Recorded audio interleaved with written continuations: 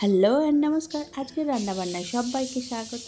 আজকে আমি যে রেসিপিটা নিয়ে এসেছি সেটা হলো মুরগি মাংসর ঝোল, তবে একটু অন্যরকম পদ্ধতিতে। চলুন দেখে নিই কীভাবে বানিয়েছি সেটা।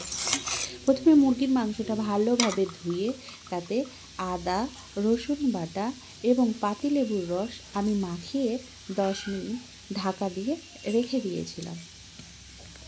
তারপর 10 মিনিট পর সেটাতে টক দই, কাশ্মীরি লঙ্কা এবং সর্ষের তেল মেখে নিয়ে ম্যাগনেট করে রেখে দিয়েছিলাম, কিন্তু তার আগেও এর মধ্যে পরিমাণ মতো আমি লবণ দিয়েছিলাম।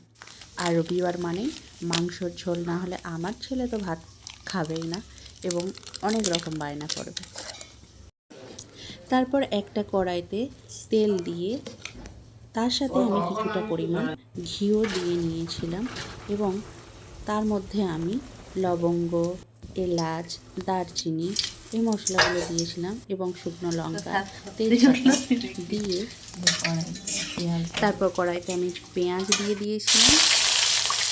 আর আমার কর্তাকে মাংস রান্না করতে বলা হয়, সে পেঁয়াজ এবং লঙ্কা দিয়ে তার মাংস রান্না হয়ে গেছে, মানে তারপর সে ঘুরতে পালিয়ে গেছে।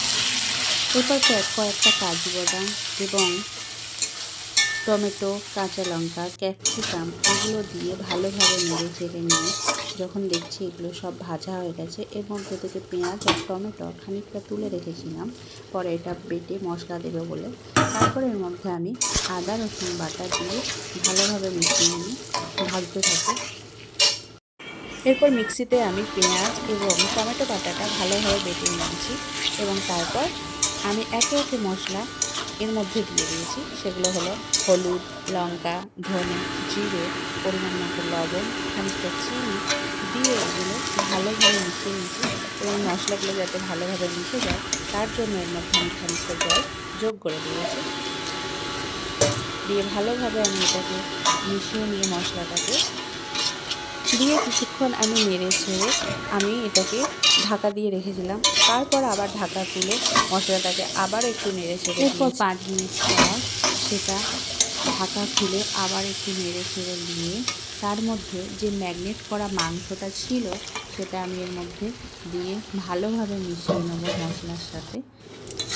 তারপর কিছুক্ষণ চাপা দিয়ে রেখে দেবো এবং তারপর আবার চাপা দিয়ে দেখি না অনেকটাই জল এর মধ্যে থেকে বেরিয়ে গেছে। আমি কিন্তু একটুও জল যোগ করিনি এর মধ্যে। তারপর এর মধ্যে আরও খানিকটা পরিমাণ কাশ্মীরি লঙ্কা আমি যোগ করে দিয়েছি এবং ভালোভাবে সেটাও মিশিয়ে নিয়ে আর একবার নেড়ে চেড়ে দিয়ে কিছুক্ষণ পর সেটাও ঢাকা দিয়ে আমি রেখে দিয়েছিলাম। আর আমি মাংস কষার জন্য বা মাংস যখনই করি আমি সবসময় স্লো আঁচে আমি মাংসটা করি, তাতে আমার মনে হয় মাংসটা অনেক ভালো হয়। এরপর যে ভেজে রাখা পেঁয়াজ আর টমেটোটা আমি রেখে দিয়েছিলাম সেটা বেটে আমি এখন যোগ করে দিয়েছি সেটা এবং আবার সেই মাংসর সাথে ভালোভাবে মিশিয়ে নিই। এরপর আমি কিছুক্ষণ মাংসটাকে ঢাকা দিয়ে রেখে দেবো। তারপর কিছুক্ষণ পর ঢাকা খুলে আবার মাংসটাকে আমি ভালোভাবে একটু কষিয়ে নেব এবং মাংস যত কষাবেন তত মাংসর টেস্টটা আরও বেশি সুন্দর হয়। এরপর আমি জলের মধ্যে যোগ করে দেবো। জল দেওয়ার পর বাঙালি মানে মাংসের সাথে একটু আলু যোগ না করলে যেন অসম্পূর্ণ রয়ে যায়, আর আমার ছেলেও তো বলবে যে মা আলু কোথায়, সেই হিসাবে আমি এর মধ্যে আলু যোগ করে দিয়েছিলাম এবং খানিকক্ষণ পর এটা ফুটে উঠেছে। আরও কিছুক্ষণ পর যখন মাংস এবং আলু ভালোভাবে সেদ্ধ হয়েই গেছে তখন এর মধ্যে আমি যোগ করে দিয়েছি টক দই 2-3 চামচ এবং খানিকটা পরিমাণ এর সাথে আমি ঘিও মিশিয়ে দিয়েছি। আজ আমার ছেলের বায়না ছিল মা আজকে একটু মাংসটাকে অন্যরকমভাবে করো, তাই আমি একটু বাটার চিকেনের মতো করার চেষ্টা করেছি।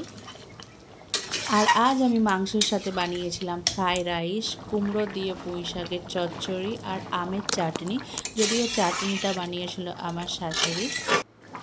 আর তার সাথে আমার হাজব্যান্ড এনেছিল রাবড়ি আর সরভাজা নামে আরেকটি মিষ্টি।